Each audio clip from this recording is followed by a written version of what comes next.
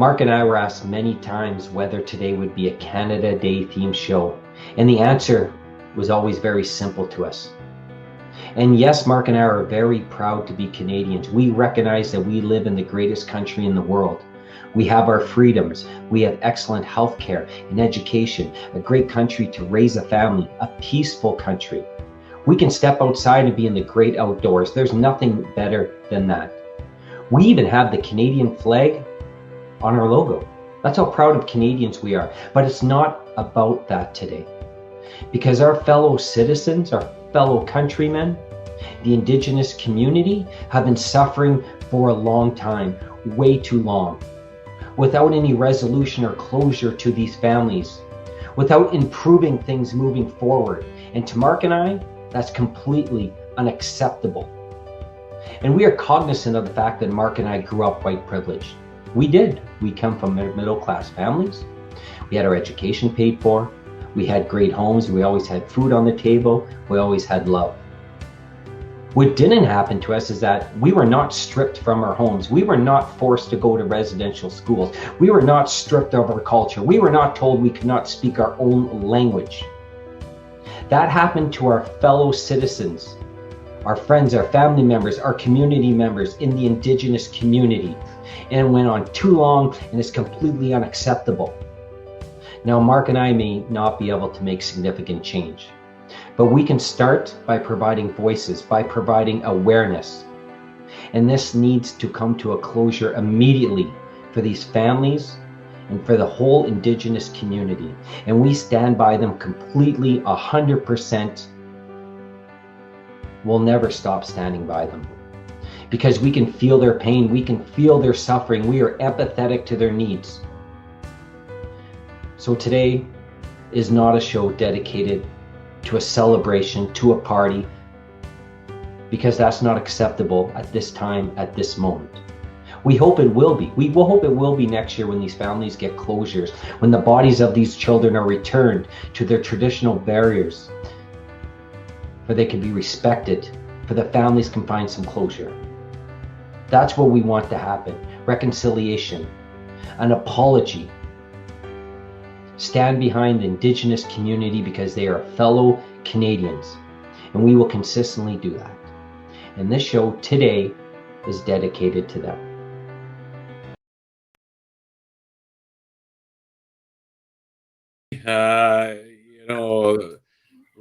Great words tonight for a very somber show, as we will be joined very soon by a very special guest tonight, Gary, who is a part of the traditional healer with the Missaway Health and Wellness Center here in the city of Timmins. Yeah, it's a real honor and a privilege to have Gary Martin join us tonight. We're tremendously honored, and I know that you have spoken to him earlier on today, and we're very happy to have him on board and share his story and his message. Now, before we bring Gary on, though, Mark, we do have a couple new companies that have joined the KINZ and KLOMP family, right? That's right. La Luna's Takeout and Variety have joined the show for the summer. This is their first day of their first month of July, located at 332 Commercial Avenue. It's a family-owned and operated business. And let them take care of lunch and dinner for you. The owner, Melissa Michaud, is hoping you'll stop by to keep her partner's dream alive. And she wanted me to mention this on tonight's show. The meaning behind La Luna's is in honor of Melissa Michaud's partner, Melissa Cool, who lost her life back on October 29th of last year. The store was her dream, and Melissa is working on fulfilling her dream. So if you haven't been to La Luna's Takeout and Variety, make sure you stop on by and help fulfill Melissa Cool's dream and Melissa Michaud's dream in fulfilling that dream. 332 Commercial Avenue in Timmins, and she says they have the only keto pizza in the city. So call to order today, 705-269-0220. Good. And our friends at the Mount Joy Farmer, I love these farmer markets. So are we starting soon? We're starting very soon. In fact, on Saturday, ran into Rock yesterday. Rock has jumped on board with KINZ and KLOMP Live.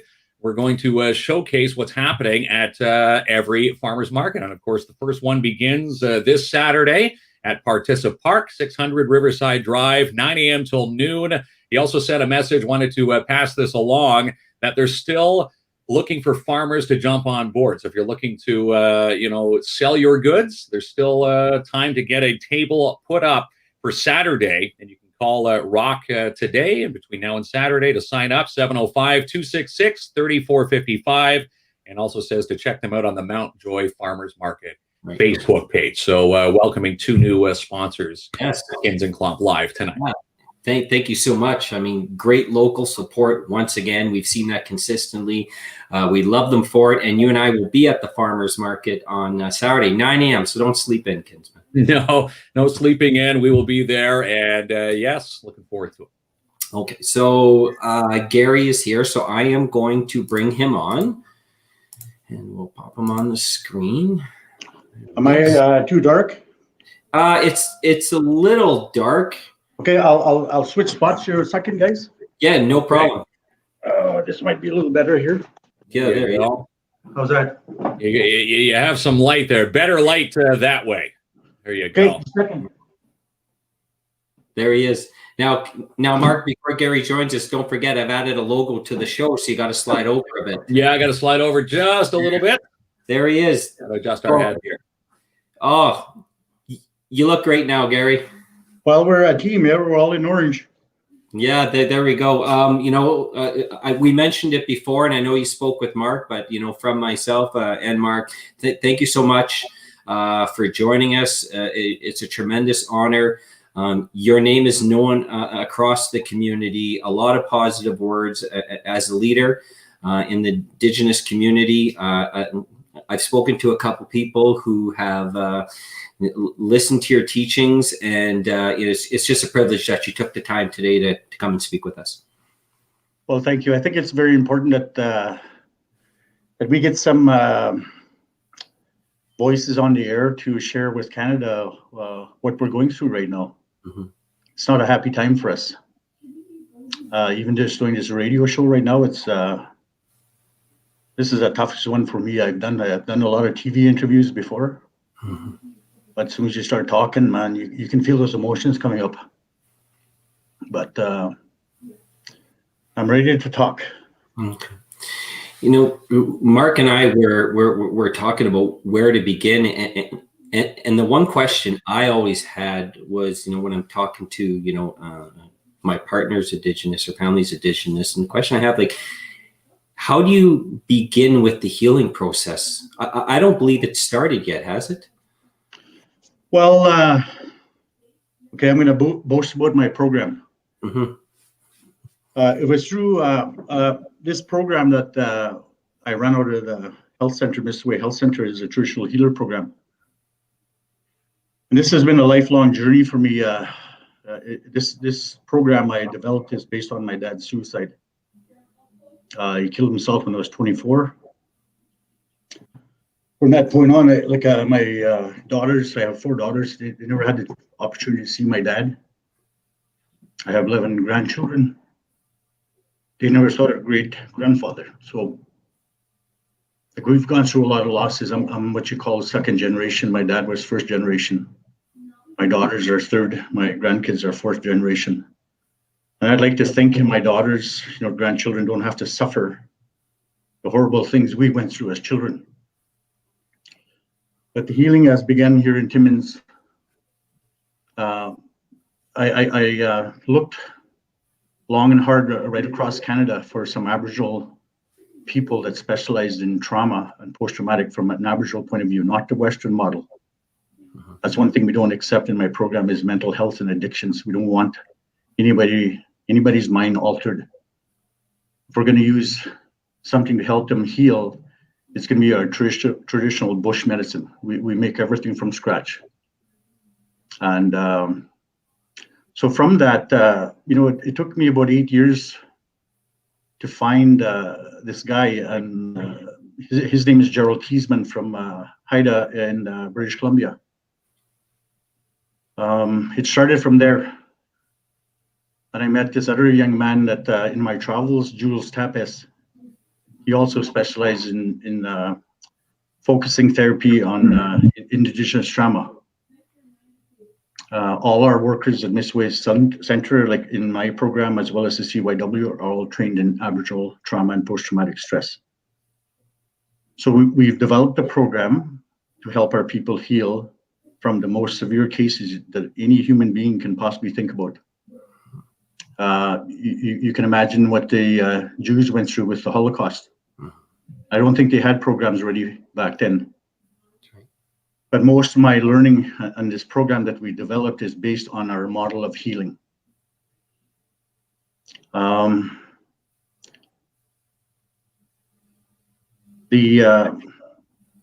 The thing that we have to realize, when these kids were taken away, most of them were taken away from the age of, as young as 4 years old up to 16. So when you know about brain development, it's the most crucial years are from birth to 12.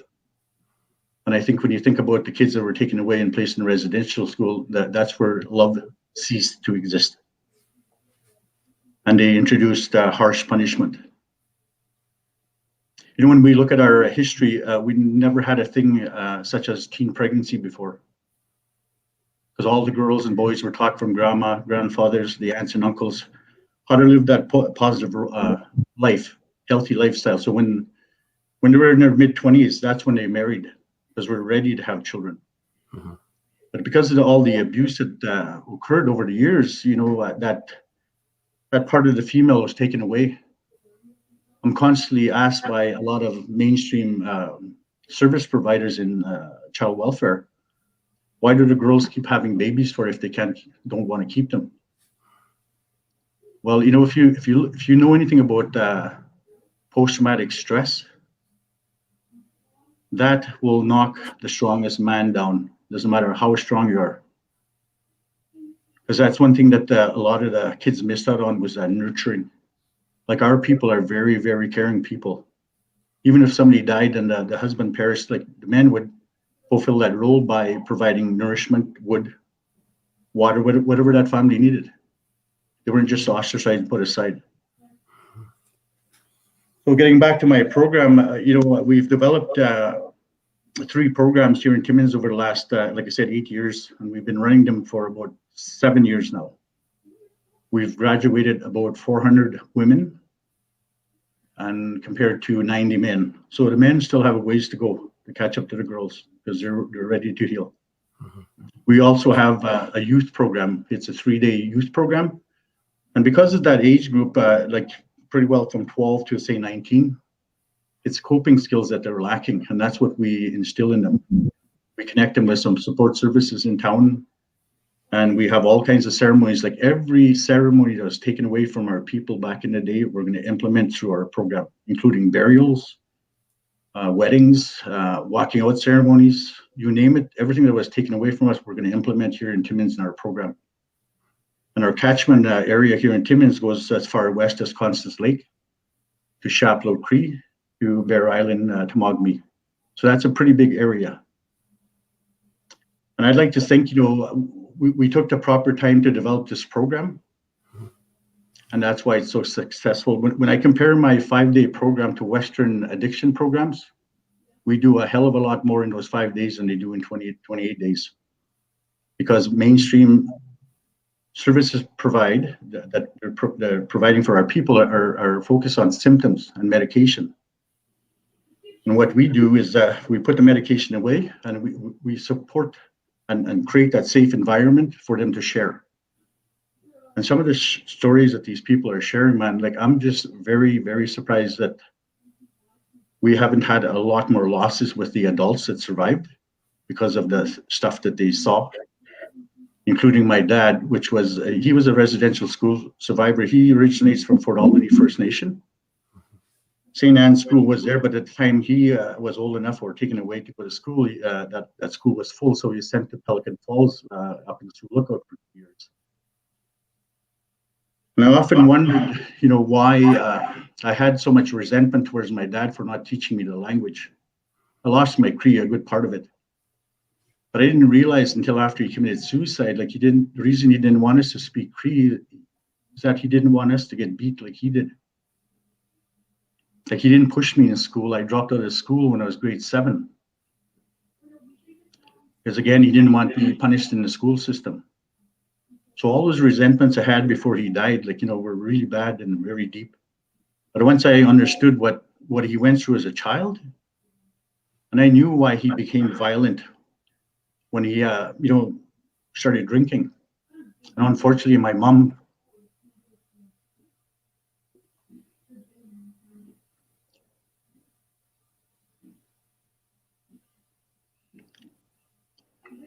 the kids suffered.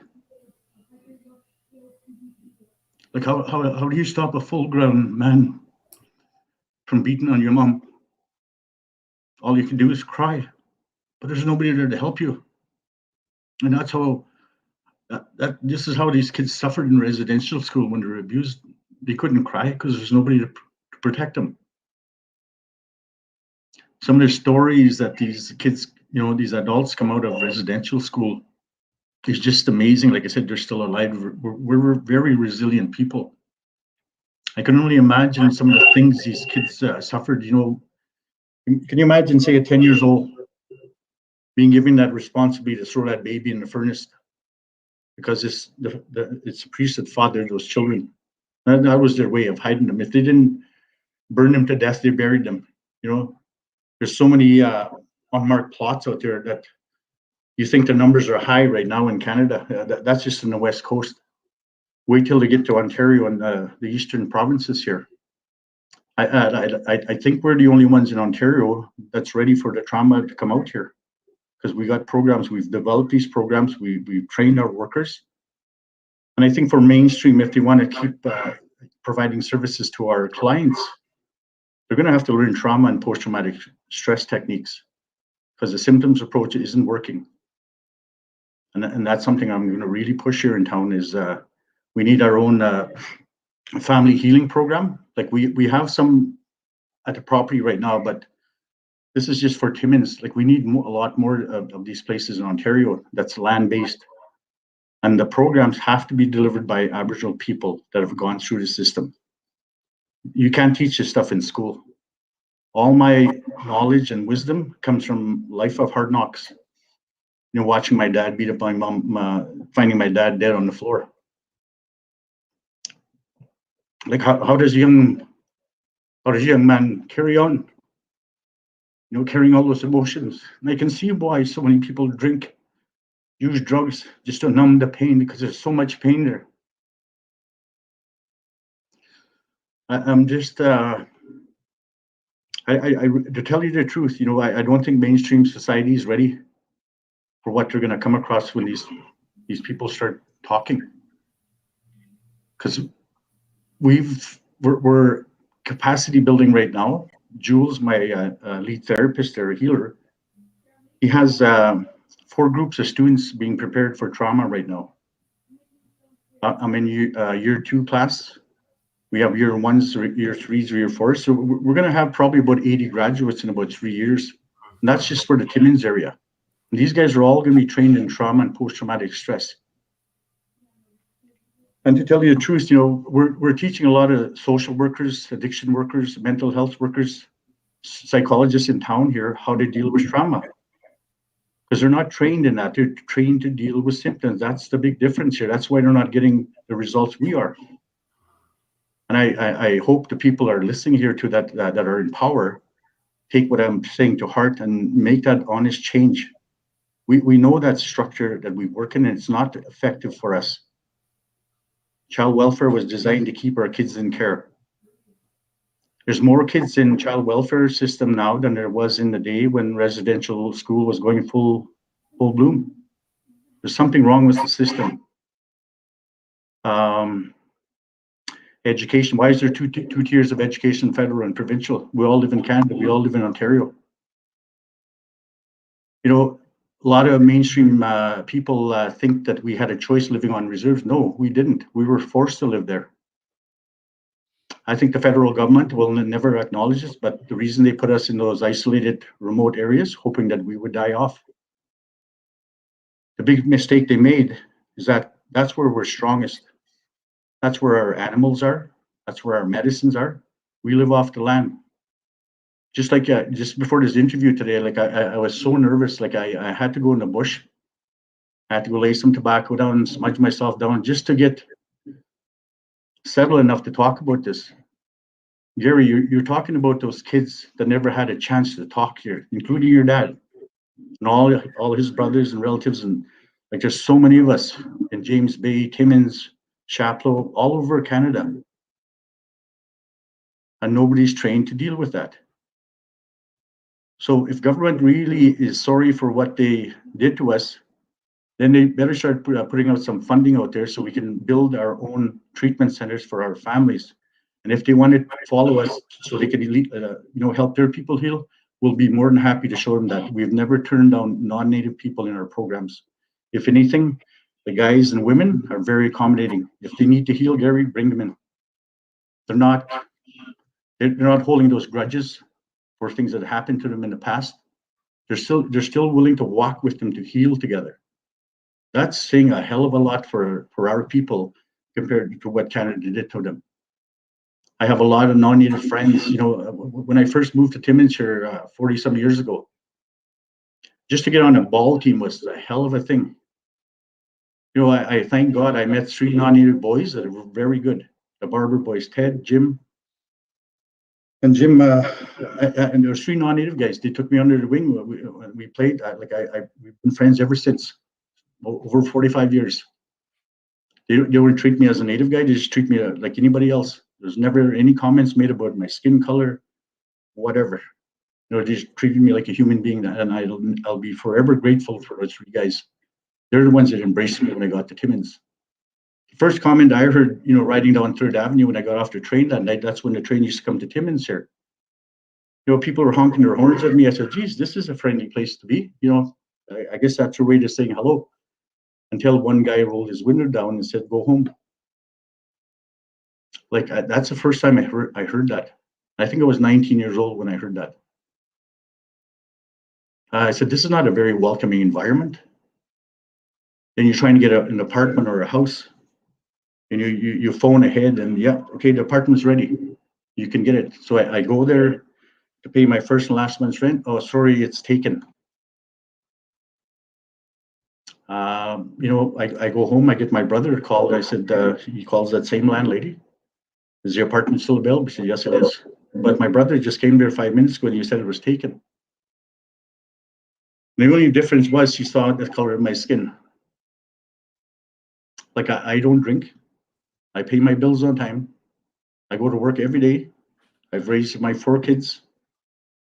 I buried both my parents, and I'm still here. I haven't given up because I'm determined to break this system down so we can be treated like every other Canadian. I really think, with what's happened over the last, month or so with these bodies being found, I think this is a perfect opportunity for the city of Timmins to open up their eyes and start doing something positive for us rather than just hanging a flag up at City Hall. We're more than a goddamn flag. Look at I've been living here for 40 some years. You would never tell there was any Aboriginal people in the city of Timmins. What? Where's the pride there? The only time they want to talk to us is when we have to open up a mine. Then they want to talk. Things got to change out there, guys. We get treaty monies every year, $4 a year since that treaty was signed. That's our rent payment we get from the Canadian government. $4 a year. How would you feel if you got that check? Every time I get that check, it just stirs up all these negative feelings. Look at the richness here in Canada. Why are these people still under Boyle advisory? And they can send millions and millions of dollars to other countries. I talk to, I sit on both school boards here, the public and the Catholic. I don't know how many years they've been promising us language programs. They dangle that in front of us just like Trudeau used to dangle clean drinking water. Once they get elected, no clean drinking water, no language program. Why is that? So there's talk in the community now, if that's what we're going to be given here, we want to set up our own educational institution here for our kids with our Aboriginal teachers and our language programs and our culture programs, our land-based programs. And we'll show the Western programs how successful this could be if all those cultures are respected. We haven't changed our living style other than moving into town. But every weekend, like, we're still in the bush practicing our old skills. So you ask yourself right now, if the power was to go out, how many of us could go on and survive? This is another thing we teach the kids on the program, on our land-based program, is how to live off the land. We show them how to make medicine. We make topical creams for elderly that have sore joints, arthritis, rheumatism. I'm going to brag about this other medicine. It's called Minigan. We make the best Minigan for psoriasis and eczema. There's nothing out there that can compare to it. And what do we charge for that? Just a little piece of tobacco. If they want to give me a bannock as a gesture, a goodwill, then that's what we do. It's all trading. We don't do any exchanges of money.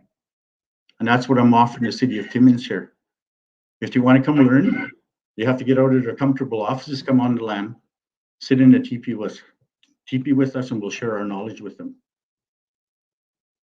We've had Ministry of Natural Resources come out there.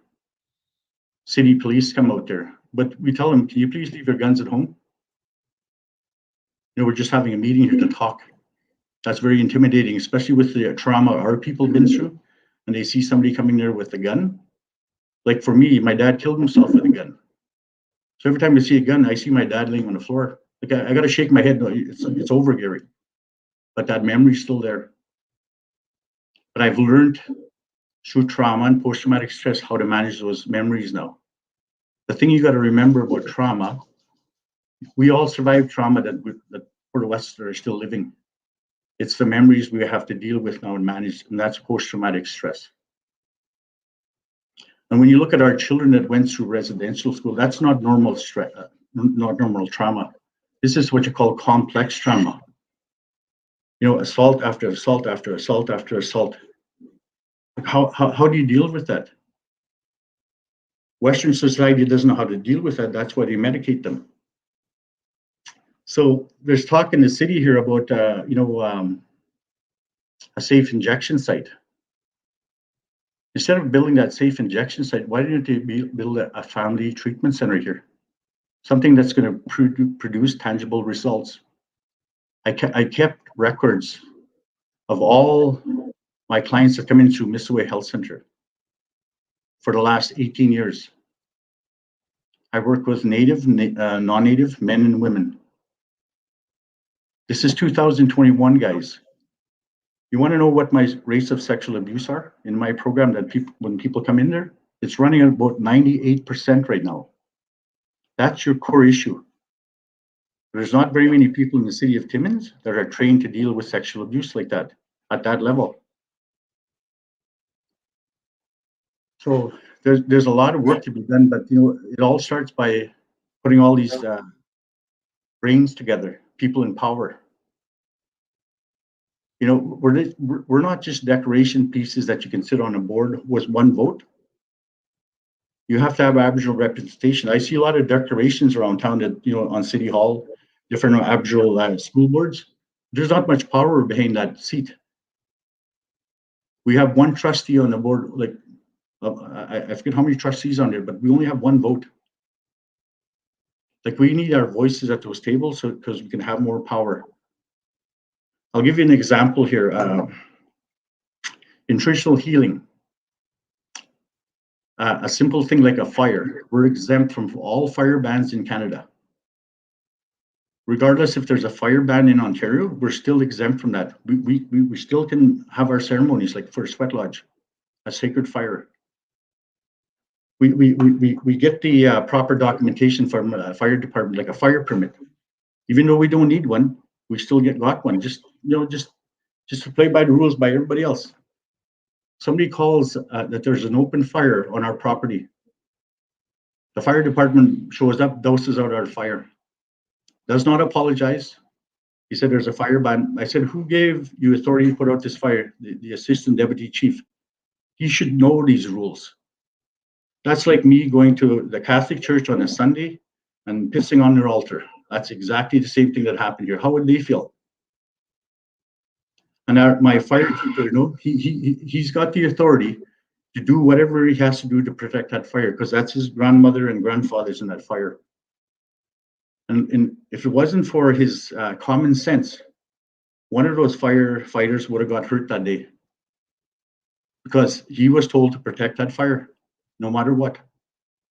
And those, I think there was about 4 or 5 of those men that showed up, they doused out the fire. And here's this young kid just trying to learn about the culture, and these guys come there with a big fire truck and doused it out. I called the fire department next day. No apology. We're not replacing the wood, Gary. To put on a sweat lodge, you know, to pay for a healer, a firekeeper, and the wood, you're talking about $1,200. And that was all doused out in 5 minutes. Not even one apology. I thought they would at least invite us down to the fire department to show them some cultural stuff that they don't know, so everybody's aware, so that stuff like this doesn't happen again. And the city wonders why some of our people are upset. Well, things like that don't make us happy. That's very disrespectful. How are we supposed to heal if they're going to come there and put out our fires? You know, we're like everything that we lost through that system, man, we're going to bring back. We're getting stronger. Our people are getting trained. Like we have First Nation doctors out there, lawyers, politicians, you name it. We got them in those places now. When you look at the city of Timmins, our Aboriginal population base is about 10,000 right now. I can see maybe in the next 10 years, there's going to be a lot more brown faces at council chambers. And then they're not going to have a choice to listen. I'd like to work with them instead of against them. I'm speaking for those kids that weren't able to make this, you know, this far. And I think that's why it's so hard for me to talk about this, because it gets emotional, because look at all the suffering that went out there. All the lives that were lost. If that would have happened to a mainstream person, man, there'd be a full blown out investigation. But if it's a person of color, it's totally different. The Timmins Police Force, any like OPP, RCMP, they need to revamp their training. They need to put more training requirements on them. Like they should never pull out a gun. Like, you know, I've had situations. I'm not a trained police officer. I had people point guns at me, pull a knife on me, but through talking and kind words, they put that stuff down. But it's the way the police are trained. You look at what happened on Gillies Lake. Poor little Joey Knapsweet. I bet you not even 100 pounds soaking wet this guy. There's 7 grown cops. Where's that element of talking this guy down? These guys had bulletproof vests, belly clubs, tasers. Why the gun? There was no need for that. This is frustrating when you live in Canada and your people next door are getting shot. You think we feel safer walking around the city here when you see a cop looking at you? Like we're telling our people, don't walk alone anymore. Walk in numbers. It's safer that way. At least one of us will make it home. Pull out your cell phones and record it. Like this is pretty bad when you have to start doing that. And these guys are supposed to be protecting us. Isn't that why we pay tax dollars? I think that's where some of our taxes go, but they're not listening to us. I think you know, the reputation they have right now is not very good. There's a lot of things they can do to make things better, but it's Ottawa, right? Mr. Trudeau. He's no different than his dad. Like, you know, if Trudeau and the government think that we can watch our own kids, why did Pierre Trudeau hire an Aboriginal nanny to babysit Justin Trudeau? They're not good enough to watch their own kids, but they're good enough to watch his kids. I bet you guys never heard about that before. It's like the Queen. She took 10 kids back from Manitoba, and those kids never heard from since. And all those people wanted in Manitoba was those kids back home so they can be properly buried and put to rest, and they can have closure. There's so much happening out in Canada right now. Canada doesn't have any idea what our people have been through. And that's that missing chapter in Canadian history that the Canadian government has been hiding since they moved here. You think you've heard some horrific stories now? If I was to open up my client files and show you some of the things we've been through and you know, the rates of suicide, drug use would be a lot higher if it wasn't for people like myself and the people I work with. The people I hire go through a stringent screening process. No drugs, no alcohol. They have to show us where they've done their healing. And if they haven't done their healing, they're not going to come work for us. First and foremost, if you're going to work for us, you have to be a healthy person. If you're not healthy, then we'll provide some workshops so you can heal. Then you can work with our people. I'm sorry to say this right now, but you know, child welfare has our children, and the justice system has our parents. So what happened to Section 10 of the Child Welfare Act, where you can place that child with a grandparent or a relative instead of shipping them down from Fort Albany to Southern Ontario into a white family? That's still assimilation, but they're doing it through child welfare now. I know some of the things that I'm going to say probably will not sit well with some of the community members here in Timmins, but you know, frankly, I don't give a crap. We've lost so much already. If it means giving up friendships with some of them, so be it. You know, I have my team. We're walking ahead. We're not going to stop. We've lost so much already. We're not going to back down anymore. We're not threatening violence here. We're just going to provide a lot of education so we can change those minds. When you have a healthy mind, you make better decisions.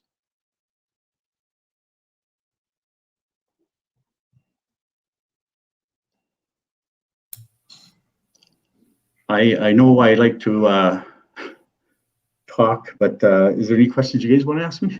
Yeah, no, please. The floor is yours. You know, yeah.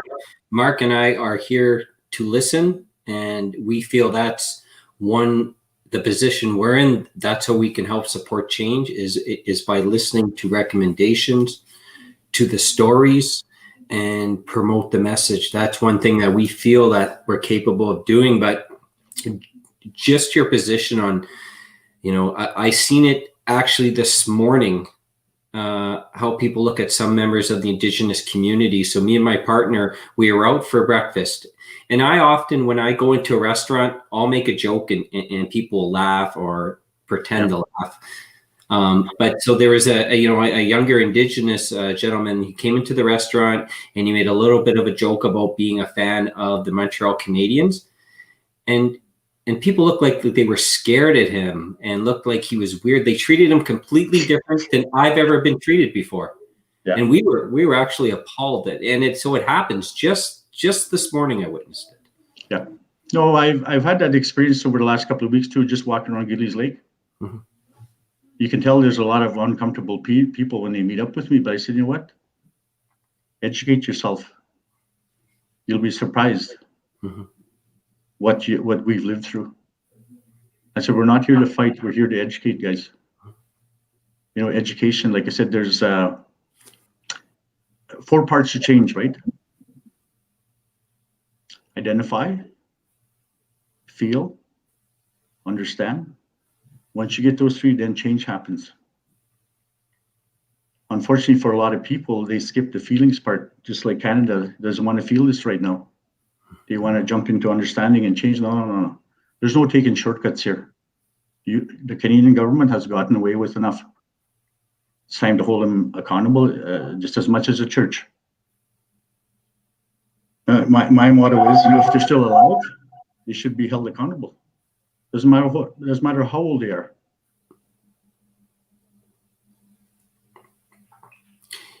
You had previously mentioned that the women are having more success than the males right now in terms of going through the program. What are some of the things you would look for that would identify that someone's ready to begin the journey of healing? Usually when they come and offer us tobacco. Okay. And usually in our culture, that's our protocol, that they want to ask you something or talk. And that's where it usually starts is, we don't have a formal setup when they come in. It's very informal. Have a cup of tea, have a coffee, tell a few jokes about the Montreal Canadiens. That's how it starts. Talk about hunting, because that's what they miss is the bush. Talk about your fall hunt, your moose hunting, your fishing stories, man. That'll liven them right up. That's what they're missing in town here, guys. I work with a lot of disadvantaged youth. And I had two 19-year-old boys. I think we cut about 45 teepee bulls in a week. I was going to pay them good money. He said, no, Gary, keep the money. I said, well, what do you guys want? You know what, Gary, we've been raised in the system. We don't even know how to fish. Can you take us fishing, please? Like, I almost cried when I heard that. Like, every child should experience that fishing with mom or dad. The bonding that occurs, catching your first fish. Like in our society, like when those little boys get their first kill, they don't keep it. They give it away to the community. Like, what a beautiful thing, eh? Like your first moose, you can't even eat it. You have to give it away to the elders. That's that respect and pride you have for your elders, because they raised you at one time. Now it's your turn to give back to them and look after those elders. So that life cycle we operate on, that's how it works. Parents work with the babies, the elders work with the youth. And they broke down that medicine wheel when they came up with that assimilation policy and introduced residential school. They kept the parents and the elders away from those kids and those youth, so they couldn't teach them the language and the culture. It doesn't matter how much they get beat, you'll never beat the bush out of those kids. That innate thing is always within them. Like, you go in the bush, you're so it's just like being at your grandma's place. You feel so safe there. And people, you think we're nuts sometimes. I said, go sit beside a tree and talk to it. That's where you find patience and balance. You're not going to find that in 2 minutes. Like, you got to sit there sometimes for 3-4 hours. And a lot of people with trauma can't sit still. They have to keep mobile all the time. They can't handle silence because all those memories coming back. But it's nice to sit with those memories too in a fasting camp. You go without food or water for 4 days. You make your body suffer, but you're detoxing your bodies from all the chemicals that you're introduced through the city here. And what you replace that with cedar water. Like, we've survived worse things than this before, and we're still going to be here. And we rely heavily on our bush medicine, and that's why we're really concerned about the rivers right now, the forestry. There's so much pollution out there, it's not even funny. Like, we're even seeing that in our animals, the moose. You kill a moose, sometimes the liver's all white. Why is that? Because chemical spraying in some of the areas around Timmins here. The fish. I built a camp on the Abitibi River, just north of Smooth Rock Falls. I built that there about 8 years ago for my kids and my grandkids to carry on that bush life. I find out through one of my friends later on, Gary, did you know that Hydro told us not to eat too much fish from that river because of mercury? I said, if I would have known that, I would have never built my cabin there. I want to build it in a safe place where you can eat the food. So when you stop that natural flow of the waters by building dams, that damages that ecosystem. They can try and replace it, but it'll never be the same. The fish don't have that natural flow like they used to. So you look at this flood in Timmins so many years ago. That wasn't Mother Nature. That was a man-made mistake. When they try and mess around with Mother Nature is always going to have last say. They've proven to us many, many times. And that's why our people are taught to respect the water. Not only will it give life, it also will provide life for you, that nurturing liquid. You mentioned a few times, and I 100% agree with your point. The indigenous way of looking at healing and medicine, it's not the Western way. So the Western way would not work on the indigenous community. I assume at some point there's been an invitation, to maybe Western medicine leaders or individuals of influence to come and see how you help individuals heal, how you treat them. Have they been open to listen? Well, we've had several doctoring sessions at TDH. We've had a doctor and a nurse specialist sit in on a doctoring session. There was some growth on this lady in her chest area.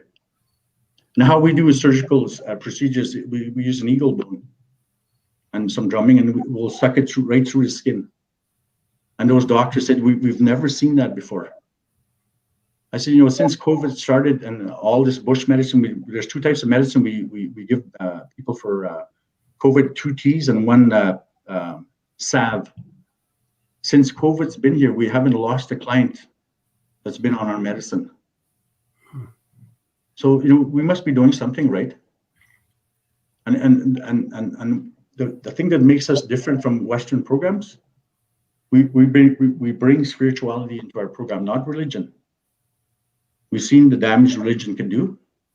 And the spiritual connection we had is with our mother, and that's Mother Earth.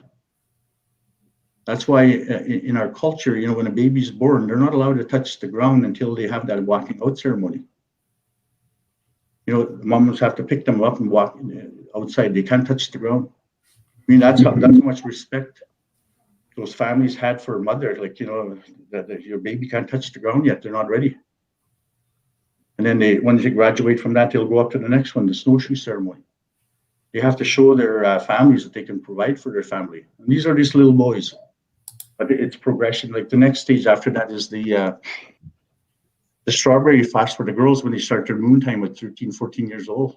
When the boys' throat changes, their voice changes, they put them out for fasting for 4 days. And that's where you get their vision. When you look at the historical books on our people, there's several comments on there about these savages living a unstructured life. Well, I don't know if you've heard about this thing called a clan system. That was our governance. Like, for example, the Martin clan, a Bear clan, that's where all your doctors would be healers, social workers. We had our own police force. Those were the Martin clan. We had child welfare. That was the Crane clan. So we knew exactly what we were doing. We knew how to, govern our own people. We respected each other's lands.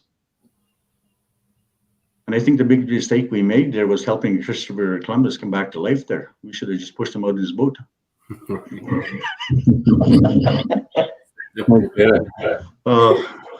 Yeah. And seeing so many comments there, Gary, tonight, Sherry's saying you're such an incredible teacher. There's one gentleman before he passed away a few years ago, Gord Downey from the Tragically Hip, referenced you as being the best and probably the only one who can do traditional healing. What were your ties with Gord Downey up until his passing? Actually, TV Ontario did a story on our program, myself and Jules Tapes, and Nick Dunn was the writer, and he was quite surprised. He said, Gary, your program is based on your dad's suicide? I said, yes, it is. He did a fantastic article. It went all over Ontario, and I guess the Gord Downey Foundation got wind of that. And I get a call, and they said, Gary, are you Gary Martin? I said, yeah, we got your story. And, it's like finding this diamond in the rough. We didn't even know you guys were out there. Like, we don't do any PR work. This is all word of mouth, the Moccasin Telegraph. So I get a call from Brady Lacroix. He says, Gary, the organization is pretty impressed with that story you did. And they have a residential school garden down there that they want to give us a little plot. And they want to do a little artwork, but the artist has to see us so she can get that vision of what type of artwork she's going to do. And I guess they did a provincial-wide scan there when they did some research on us, and we came back as being #1 men's program in Ontario. Mm-hmm. That's not too bad for somebody with a grade 7 education, eh? Incredible, actually. Yeah. No kidding. Yeah, just tremendous. Do you feel?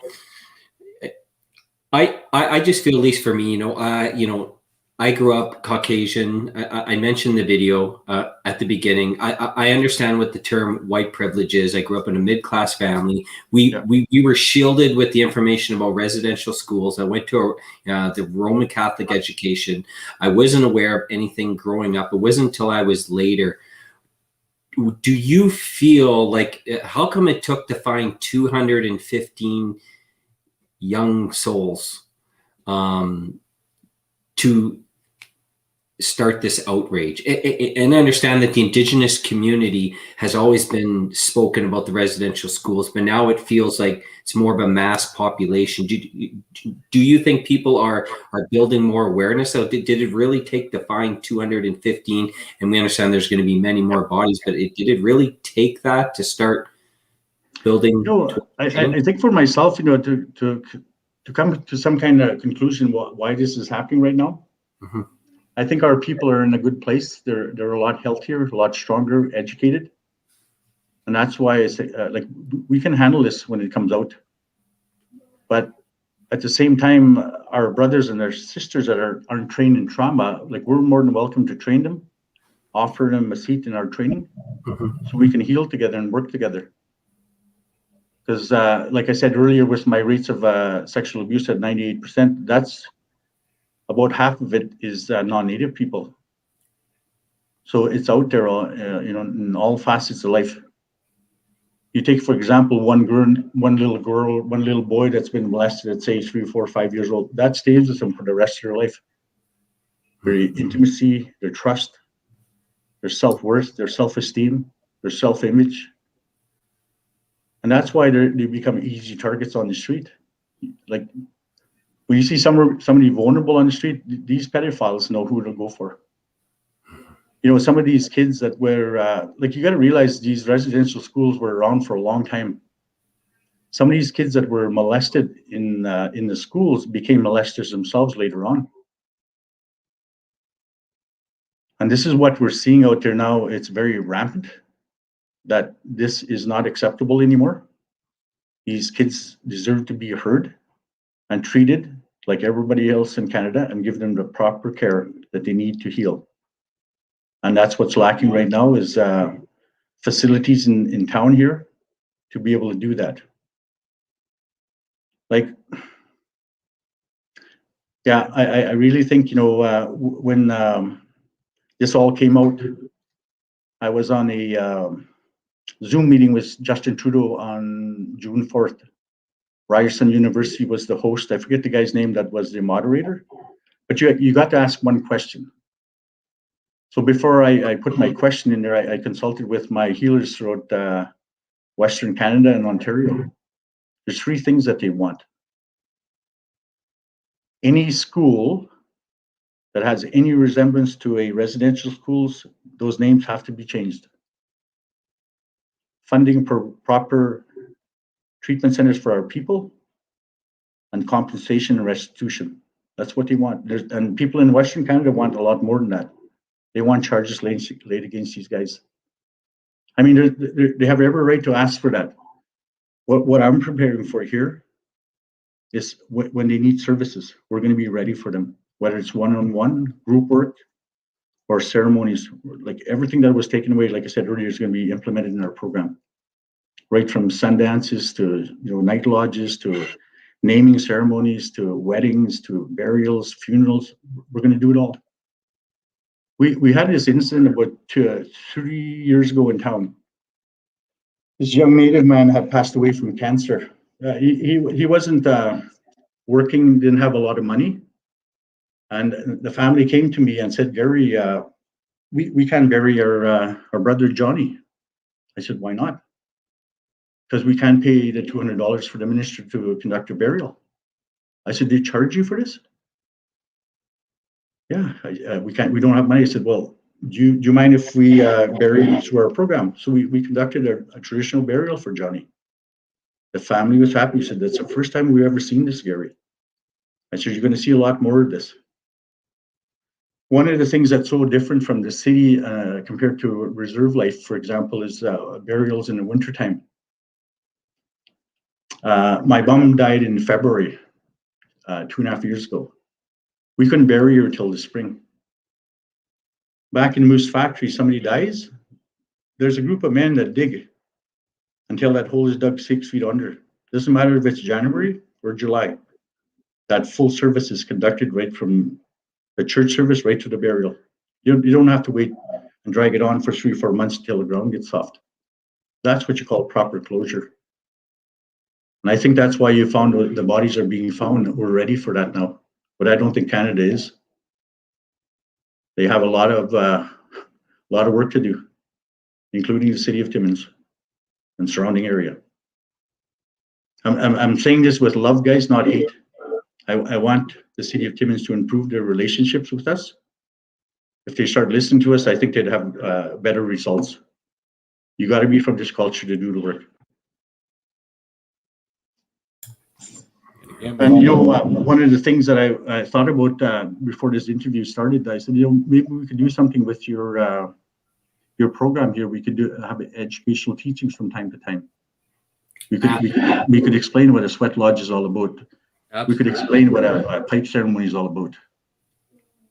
We don't have these big fancy synagogues, in the city of Timmins. We have just this little hut, maybe 20 by 20. That's where we conduct all our business. Might cost us about a couple of $1,000s to build it. It's not going to cost $200,000, guys. We try and take the cheapest route. Mm-hmm. We use stuff that'll go back in the ground, and just, Mother Nature will take care of it. So I think the city of Timmins is going to be surprised to see what Mr. Way Health Center has to offer within a year, because we're planning some big steps coming up. One of the things that we're very proud and to do, hopefully in the next few months here, is implement a 5-day family program where we take the whole family, not just dad or mom. Everybody's impacted by that. So we're going to treat the whole family. I see some of the comments. Yeah, a lot of comments coming in. This is one of the most difficult interviews I've ever had to do live. And I tell my friends, I just want to make sure I don't say anything wrong. I want to do the very best I can here for the city of Timmins and the people. There's a lot of good people here, mm-hmm. Very caring people. There's only a handful that need a little bit more help than them. I have a lot of friends on this site right now listening to me, encouraging me, praying for me, because I can't do this alone. We as Native people, when we do stuff, we do this in groups. We don't do it by ourselves. Mm-hmm. We all sit in a circle, have a cup of tea, have a good laugh. Mm-hmm. With all the heaviness we have to deal with work, like all the trauma every day, Monday to Friday, at the end of the day, man, you should hear our jokes. You gotta laugh, because there's too much to carry around. That's right. I'll share one little story with you about a personal thing I did for a friend of mine. He's a couple of years older than me. Unfortunately, he took a wrong turn from, I quit my drinking and all that when I was 30 years old. I'm 64 years old now. This guy started his healing journey a lot later, but unfortunately, it took a SWAT team from Aurelia to come down here for him to see he had a problem. So he was banished from his town. And I took him into my program. I told him, I'm not going to give up on you. 2.5 years later, we put him through 2 land-based programs, a men's 5-day trauma program, a 7-day land-based detox, and one-on-one counseling. This guy hasn't touched a drop since. He's got a full-time job now. You talk about success stories, we know what we're doing here.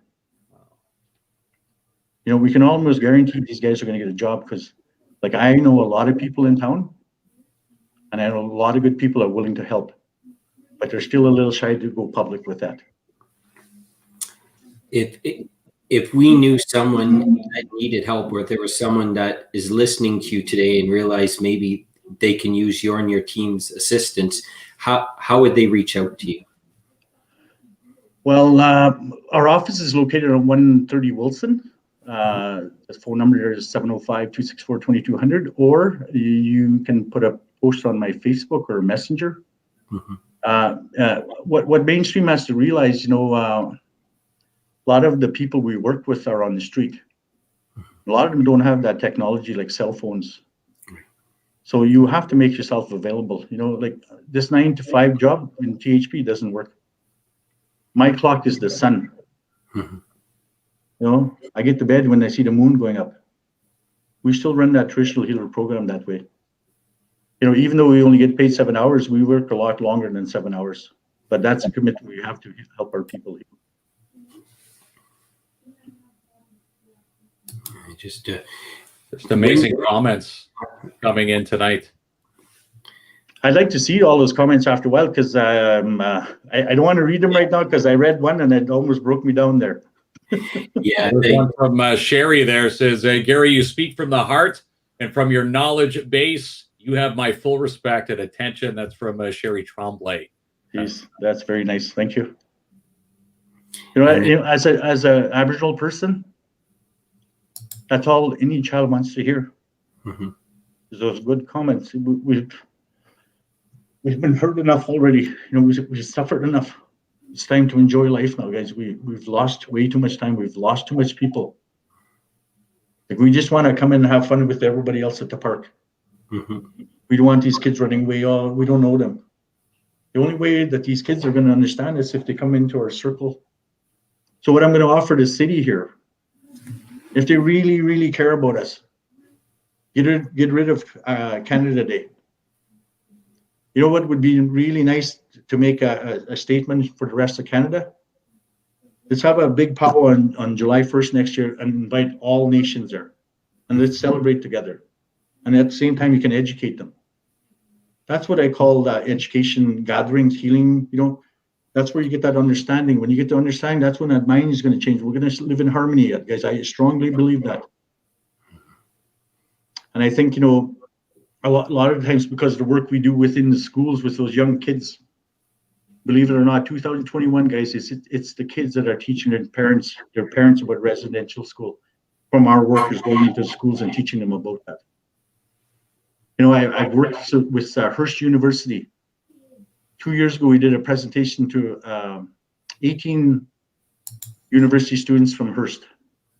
Just a one-day workshop. At the end of the closing circle, this one young lady from Hearst, she's about 18 years old. She said, Gary, I thank you for your presentation. I've learned so much from you. I've learned the truth now. But one thing I have to do when I get home tonight, Friday, I have to invite my grandfather and my dad for supper.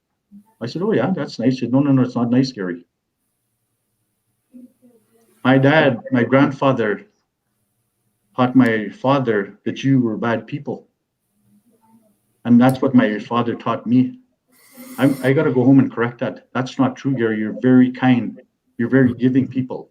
Look what we've done to you, and you're still willing to help us. When I heard that comment, I said, what we're doing here is working. We're getting people from the other side, educating their own people on some of the things they didn't even know they raised it to our people. The common thing in Hearst University, she said when she was in high school at Hearst, you know what the comment would be at lunchtime? Instead of lunchtime, let's go beat up a Native kid. How sad is that? That was last 2 years ago, 2019. That comment, that's still happening in Hearst. That's what I mean. There's a lot of education has to happen with your chief and council, your mayor and councillors. They should all be taken through a cultural safety program. That should be mandatory for anybody going to the healthcare field, nursing, doctors. They have to take that cultural safety program. If you don't know your people you're working with, you're not going to be much use to them if you don't understand them. Why are you medicating them before if they got so much trauma? You should be sending them for counseling, not medication. I realize the doctors get kickbacks from all the pharmaceutical scripts, right? But I'm not in this business to get people rich, guys. I'm in it to help our people heal. We've suffered enough already. There's a comment I did want to show you, and I know there's a lot coming on the screen, but so proud of you, Dad. That's Jessica. That's my second oldest. My oldest daughter Roxanne. She's 41 now. She came up to me about 4 months ago. I said, Dad, I want to be like you. I want to get trained in trauma. It's working, guys. Kids are watching us. Jess, my second oldest, she's my granddaughter had COVID. She's still here. We give her our traditional medicine. I am a strong believer that's what kept her here. Having faith, the power of prayer, power of working together, and the power of caring and treating everybody like a human being. And I think, when you look at history, I think that's what they implemented was that take the humanness out of the native people. But back in the day, guys, dogs were fucking treated better than us. But that's not going to happen again. I'm very determined that education is our way out here, guys, and working together. I love going to a daycare and watching these little sweet innocent minds play together, regardless of their skin color. That's what you call a true argument when they're fighting over a car instead of skin color. Yes. We got to teach that to the old people now. Yeah. Yeah. You can learn a trick or two from toddlers, couldn't we? Oh, for sure. Definitely. But what I say with those sweet innocent minds, it's pure. They don't know how to lie. They only know how to speak the truth. And when they speak the truth, sometimes in dysfunctional families, there's a price to pay. And I don't want them to live in that environment anymore. Like I grew up walking around my house like you're walking on eggshells. Sometimes my dad would be very volatile even when he was sober. I often wondered, in my adult life, why I eat so fast. That's because you went home, there's a big party, you just wanted to get to eat and get the hell out of there. And I took, same as sleeping. I never could fall asleep till about, 1:30. Because I was always afraid that my dad was going to kill me. Because he told me, if I ever kill you, Gary, I'm going to do it when you're sleeping. He told me this at 6 years old. I didn't realize I stayed up to protect myself.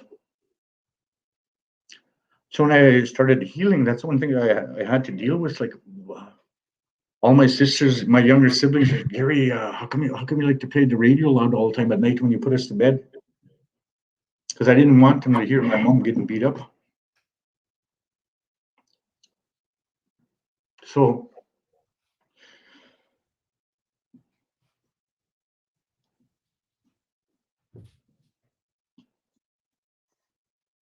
for a lot of my younger brothers and sisters, I was that shield.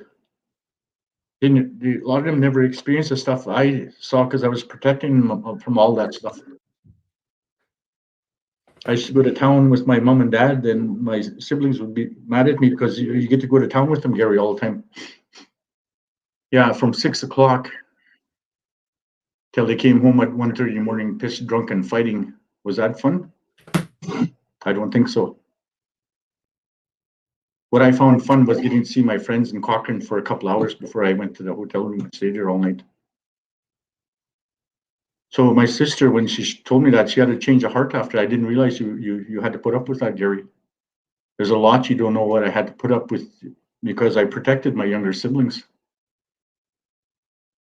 I had to move away from Timmins for 5 years to find myself. And I found myself through my culture, going to sweat lodge, getting my spiritual name, And, I still remember this elder that gave me my name when I was about 32 years old. Hilda Surratt from Susie. And that's where that name comes from, White Wolf. So I said, what are the responsibilities that come with that name, Hilda? Oh, there's lots of responsibilities come with that, Gary. And I said, I don't think I can carry that name right now. I had to go for treatment to deal with some of my emotional garbage. The reason I got that name there, Hilda told me, was the fact that that white wolf protects the families and kids in the town you live in, Gary. So that's your job. And I've been doing that ever since I got that name. I never thought in my wildest dream I would have my own trauma program that I developed, but it's here. And I'm willing to share it with the rest of Ontario. I've been getting calls already from groups in Hamilton. Very sound. I'd like to think we got it right, guys. And we're not going to keep this. We want to share it so everybody can heal together at the same time. And there's going to be a lot of culture in there. And we're going to bring back everything that was taken away from us. You know, sun dances, like all those ceremonies. Did you know?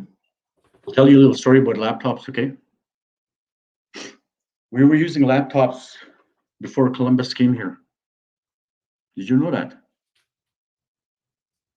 No. Our technology back then was called the night lodge. You know, we used animals to check on our relatives that are maybe a couple hundred miles away. You know, that spiritual contact connection we have with those animals. They were our messengers.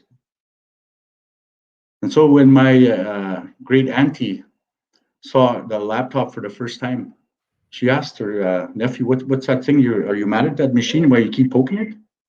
She says, "No, I'm typing a letter." "Well, you're in the middle of the bush. How are you going to get it? It's going to bounce off the satellites and come back." And she says, "Who invented that machine?" She said, "Well, it was the Asian people." And before she turns around and walk away, she said, "Those people are slow. We've been doing that a long time ago." Yeah, I like that. It wasn't Bell. No kidding. Way ahead of the curve. Yeah. Yeah, they're just catching up to us now. Yeah, that's right. It's just you are a tremendous presenter and storyteller, and very authentic. And your message, as I mentioned at the beginning of the show, and you can see by the comments, have reached people deeply. And we strongly admire the work you're doing, helping individuals cope with trauma, manage through it through your own culture, and it's just. I think it's tremendous listening to you, and I think you're going to make it. You are making a big positive impact on our community. Well, Absolutely. you know, that's so. Those words are so nice to hear, guys. You know, I've been waiting a long time for that, and I think you guys are going to be that bridge between those two cultures using your form of media here, and I think it's excellent. So I thank you both for connecting with me. Yes. And the guy on the left there had an opportunity yesterday to, you know, I refused not to show young people how to conduct ceremonies. I got a call yesterday for an elder that's going to be leaving us pretty soon. So when that happens, we cleanse them off with, you know, bathe them down with cedar water, smudge, drink some sage, put some cedar in their slippers for that journey home. But you know, I think she was pretty amazed to just be like I think that's her first week on the job here. I said, usually we get young people like that after 6 months. I said, no, you're going to get your feet wet today. And because of that, you know, she didn't run away from it. I presented her with an eagle feather. And I said, that's a lot for a young person. And she didn't back down. So you can thank her for me and not backing down, because she's got a lot more coming to her. She doesn't realize her gifts that she's carrying right now, but I can see it in her eyes. She's going to be one damn good worker. I could already see the look in Terry's eyes, the pride. It's like she found her path, and she actually said that, and she's tremendously happy and excited and proud. And she tells me that this is what she didn't know what she was looking for, but this, now that she realizes this is it, and she speaks very highly about you and the program. So. Well, you know, one of the things that you'll notice, I'm going to invite you guys down to our property one day so you can actually see the site where we work at, and I can show you what we do out there. Okay. But just to get the feeling when you're on the land, it's like, you know, when you're at your grandma's house, that feeling there of safety. Yes. That whole land is like that. It's a safe place, and that's why people are comfortable talking and healing out there. because we connected to those ancestors with our people of today. And death shouldn't be something you're scared of. It should be a celebration. You've finished now, you get to go home. When those elders are getting ready for that journey home, they're like little kids going home from camp after being away from mom for a month. They're all excited. They're not going to hell. That's what religion introduced, that fear. And that's how they scared them away from our ceremonies. They said all this work I do here is the work of the devil. You know, I think it's going back about 20 years ago. I shared a dream of mine when I moved back to Timmins and with the one of the workers from the Ojibwe Creek Cultural Center. And as a result of that dream, they built a 60-foot teepee on their property out on Langmuir. And I really think that portion of land that they bought out there was named after this elder named Michael Patrick from Pewanik. And that old man's gone. He's been gone a long time, but he had that vision already back then of what he wanted for us, a place to heal and not to lose our culture and our ceremonies. So the thing was, you know, when you start blending or mixing two cultures together, like traditional and Christianity, sometimes it's not a good fit. So that the site that we picked, I went there that night to put tobacco down. When I got there was 2 crosses in the middle of the road. You can't build here, Gary. What I did then, I should have did a long time ago. I just picked up those 2 crosses and threw them in the bush as far as I could throw them. I said, you guys are not going to stop me with religion because this is too strong. When you do things right, those spirits walk with you. Those ancestors are helping us. Those kids that have gone on are walking with us also. They want our kids to heal and our families to be together, not in a foster home. So those of you that work in child welfare, you know what I'm talking about. Even the ones that working in our own child welfare agency, they follow the same child welfare book. It's just that they're brown skin. They're still taking the kids. That should never happen. So I think that system's got to change around. Like we want our own Aboriginal Child Welfare Act. The Indian Act's got to go. There's no other race in Canada that has an act that they have to follow like us. Did you know back in the day we could not leave the reserve without permission? And if we were, we'd lose our status or get tossed in jail. If we got caught doing a ceremony, some of us would get shot. You know, you look at history, like what they did to the Inuits, the RCMP. They jumped off their plane and killed every dog in that community.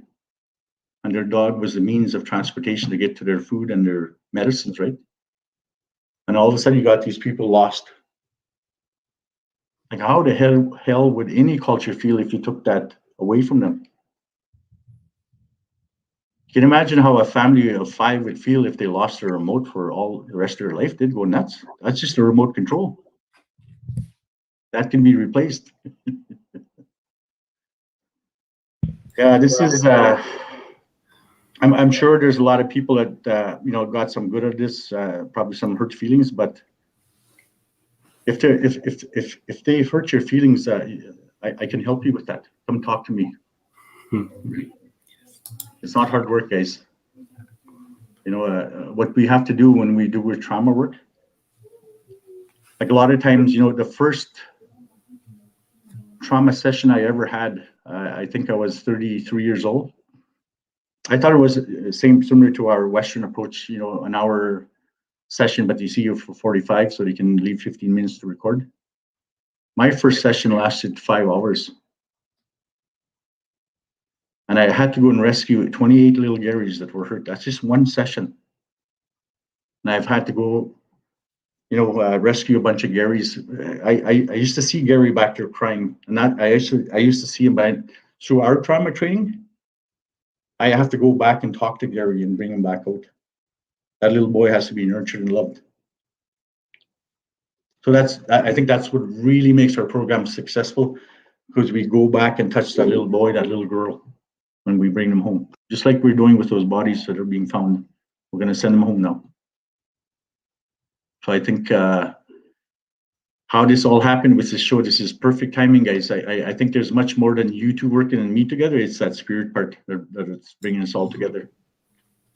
This is just one program, guys. Can you imagine if we did this once a week or once a month? Absolutely. Definitely bring you back on where someone says you should be a regular on our show to get regular updates, and we'd be. Well, I'll send you a copy of my contract, okay? Yeah, that's right. but I think a live visit to to do one of the sweat lodgings and just we'd be happy to take you through there, guys. Yeah, then you can speak for yourself. I think so. We would definitely be all for this.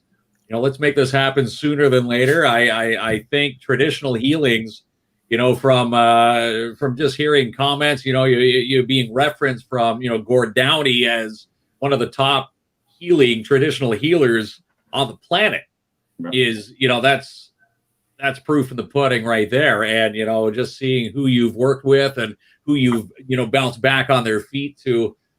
They had the choice to go to the wrong fork in the road, and you've steered them back with not medicine, but with traditional healing. That's the way. It's amazing sometimes, when you get somebody walking in our property, they don't even know why they're there. But something made me come here, Gary. And I know why. You guys are going to put me in contact with that little person and start walking with them. Something I did, when my first session was over, my therapist at the time says, Gary, get yourself a little one-by-one picture. I have a picture on my fridge here. I think I was about 1.5 years old. So I think we all drink coffee and tea in the morning, and I put a little bit of milk in my coffee. So every time I take my milk out, I say, good morning, Gary. Nobody's going to hurt you today. That's your responsibility now to protect yourself and speak up if somebody's treating you wrong. If you don't have your voice, come see me. I'll be your voice for you. I'm not trying to talk anymore. Just a powerful, influential message. And like I mentioned before, Gary, I think that you already are, but I think your positive impact on the community is going to continue to grow. And just real inspiring messages tonight that we can, deeply impacted a lot of people, including Mark and myself. Yeah. Well, thanks for very nice words, guys. I very much appreciate it. I didn't think, oh crap, I haven't eaten all day, guys. Okay. I've been drinking tea and coffee. Like I said, I don't want to get sick on the camera here. Yeah. But for me, I'll tell you, this is a form of healing for me. And I have to thank you both for reaching out. This made me feel a lot better, guys, about you two guys and what you want to do for us and how we can work together. Yes. I think maybe other communities can take lead from you guys. Yes. Well, hopefully they do. Hopefully, someone out there will, come out with programs. You said it yourself. Like right now, on uncovering the bodies on the West Coast. Wait till it gets here. Again, there's a different trauma that needs to be dealt with, and again, it has to be through the path of traditional healing. So, the OPP, all the law enforcement, when that wave eventually gets here, they should be maybe taking some, proactive steps to come and visit you. And I really think they have the power to do that, but I think it's not the officers themselves; it's the upper echelons that have to make that decision and give them the freedom to come out here and learn something different. Mm-hmm. And I think that's they'd get a lot further if they learned to talk to people rather than talking down to them. Mm-hmm. I think you just got to respect them because once you get to know these guys on the street, man, they'll give you the shirt off their back. Very nice people, even though they're hurting. I have no qualms, going uptown at night talking to the guys. I take them out for coffee. I'll buy them a meal. And if they're bored, I'll take them out to their property. They'll pile wood for me. They just want to keep their mind preoccupied. Removing benches from downtown is not going to solve your problem. Some of these guys are living on the outskirts of town. This is the city of Timmins in 2021, guys. That shouldn't be happening. So I'm praying and hoping, guys, that this show here will certainly open up a lot of eyes and, people start taking the responsibility and working together. Like I don't want any recognition for this. I don't do it for that. I just want our people to heal. I was going to post the comment from Guy, but it's so big it cuts off Gary's. Yeah, well, Guy likes to talk lots like me. I can't. It was so big it cut off, but yeah, Mark and I also, we want to make an impact. So anything that we can do to work alongside yourself, your team, help build awareness, we are 100% committed to that, and we should very much stay in touch. Yes, and we will.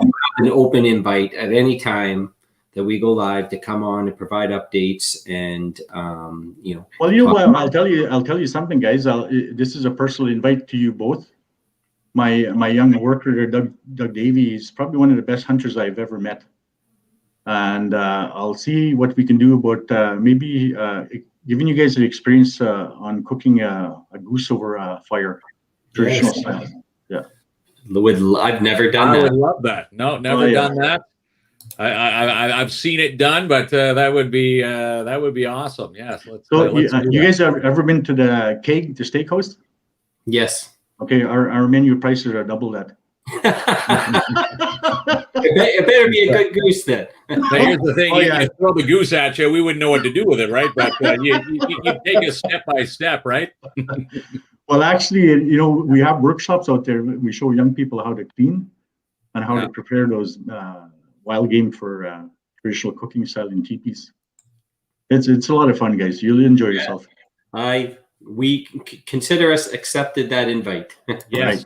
Sign us up. Let's make this happen, Gary. Let's put this into motion, and let Jamie and I come out there and learn how to cook. Because COVID's still here, but what we can do is we're still allowed to gather in groups of 6 and 10.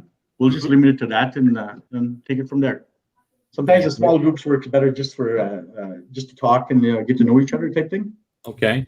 And I said, in our culture, that's where how we bring people together is through food. Yes. Sharing a bit of the culture. Let's chat behind the scenes, and we definitely will accept that. Absolutely can't wait. and if you guys don't like the geese, we'll have a box of KFC on the floor. On the back burner, just in case. But I think aside from cooking the goose, all the traditional healing methods, it'd be nice to see. What the traditional healing methods are for the different types of medicines. Instead of using today's medicine, from big pharma, it'd be nice to put we can definitely put a nice segment together, and I think this will. I think it's time we start having fun now. We've done enough crying, and I'd like to invite people of Timmins to come and join us. Mm-hmm. There's nothing to be afraid of, guys. This is what we do for a living here has kept us alive for this long, and we're not planning on going anywhere. But we'd like to have better neighbors, that's all. Yes, agreed. Right. Yeah, agreed. And yes, respect. Invite has been accepted. Yes. I'm already getting hungry. Well, speaking of eating, now that I got the nervousness out of the way, I can feel my hunger pain now. There you go. You did a tremendous job. Just tremendous. And go and enjoy a great meal. And I know you spent over an hour and a half with us. We really appreciate that. And it felt like it was only about 10 minutes to tell you the truth, but I know I just checked the clock. Yeah, it's been on for a little over an hour and a half. Just wonderful. We really appreciate it. And enjoy your supper, a well-deserved break, and we'll absolutely keep in touch. And once again, thank you so much. Yeah. And thank you guys very much. Thanks, Gary, for coming on tonight. Miigwech. Tremendous. What a tremendous, inspirational gentleman, Gary Martin. I can't believe, hearing stories about Gary, people using Gary as his mentor and their mentors, a traditional healer. That's what he is. And again, you can't get a better reference or a better quote, especially, someone referencing you, at the top of their game when Gord Downey, before he passed, referencing Gary as the top traditional healer that he's ever met. Mm-hmm. And when you're looking for traditional healing, you look for Gary Martin at the Missaway Health and Wellness Center here in the city. It's not just that, Mark. In fact, Gary had trauma in his own life, how he explained to us, and he had he had to find his path for 5 years. And now what he's done is he's taken that and he's helping other people who are going through some similarities in life. Yeah. And that's what a lot of folks need at times, just someone to reach out and be available to help them. It's very easy to judge someone when they're addicted to substances, when they're homeless, when they're having a tough break in life. It's very easy to judge them at first book, but maybe they haven't had the opportunity for guidance, for help, for counseling, friends, support. And that's what Gary does. And that's why he's making a big change in this community. So, a big impact. Again, you go with the, people make the first judgments, people, turn the ignorant route as opposed to peeling back the layers and asking simple questions. How are you? A lot of people get, shunned away from, just a simple question, a conversation with someone who's feeling down. They probably want to communicate back and converse, which that's what Gary does. Again, he peels back all the layers, gets right down to the root, deals with it, and they walk down a better path. That success story that he was saying, from a gentleman who was turning down the wrong path a couple of years ago, now working at one of the mines here in the city, is absolutely amazing. After two years of dealing with Gary's traditional healings. That's right. Okay, so before we go, just quickly, we have a couple things we wanted to talk about, and we won't take too much time. So tomorrow night, we are going to be at the Hollinger Golf Club. Yes. I said court before, but it's golf club, correct? Hollinger Golf Club. So they've opened up a huge tent. And they are, it's not just for the golfers. If you want to come there and watch the game tomorrow night, Montreal and Tampa, Habs are down 2-0. They're going to have wing specials and drink specials and a good time. And it's outdoors and it's inside a tent. And you and I are going to be there live between 4 and 6 p.m. doing a live for the Hollinger Golf Club. So we're really looking forward to that. And so that's where we're going to be. So if you're looking for a spot to watch the game tomorrow night, Hollinger Golf Club it is there, Kinsman. It is going to be a good night. And again, Habs, they need to win or else they're going to be down 3-0. And again, 4,000 square feet, win or lose. It's such a perfect atmosphere. If you haven't been yet, if you're done playing golf, and again, you don't even have to be a golfer, just show up and find a spot under the tent to watch the game. And again, you can't beat half price apps, right? A half price app. So we're really looking forward. You and I went there Monday night and checked it out. We love it. Just amazing. And we're going to introduce a couple of the staff there and the members. We're going to have a lot of fun tomorrow. And it could have been the Leafs in the Stanley Cup, but never mind about that. Could have been. Coulda, woulda, shoulda. It wasn't. The Leafs had them at 3-1. Yeah, like 3-0. Like, come on, Toronto had their chances. Now it's. Are you still not over that? Cheers for that. What's that? Are you still not over that? I'm not. I don't think Leaf fans ever get over it. We get over it. We're just so used to it now.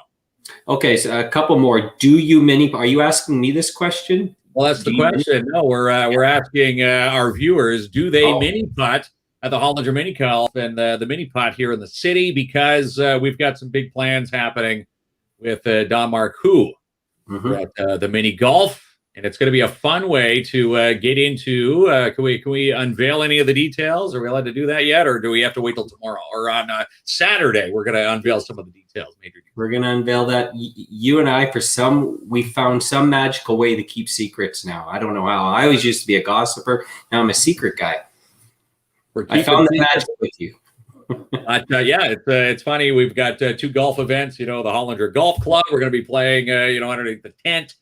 And hanging out there, and then of course the mini golfers. It's something that we've designed for the entire family to play and to have some fun with KINZ and KLOMP live. And again, we'll unveil that on Saturday. So be watching our page. We'll definitely unveil. We're actually going to be hanging out at the mini putt.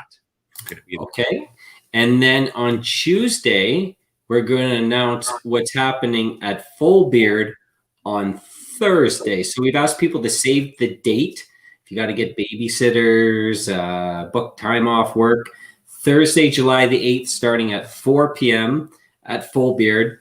Now, the guys at Full Beard, they tell us we can't release nothing to Tuesday. I like the build, but we're going to reveal what's happening on Thursday on Tuesday. That's right. So we're going to let you know what's happening on the Tuesday show, and then that will make you want to be there on Thursday to ring in the party. Yeah, it's, we'll just call it a patio party right now. Full beard. So if you've got nothing planned, fingers crossed, weather permitting. But then again, they've got the tents. It's going to happen, rain or shine. We'll have ourselves a good time there. Awesome. And just finally on Sunday, we have Vanessa Landers on the show. Yes, Team V Strong. Vanessa, if you haven't been following her journey, we talked about her on a show a few weeks back.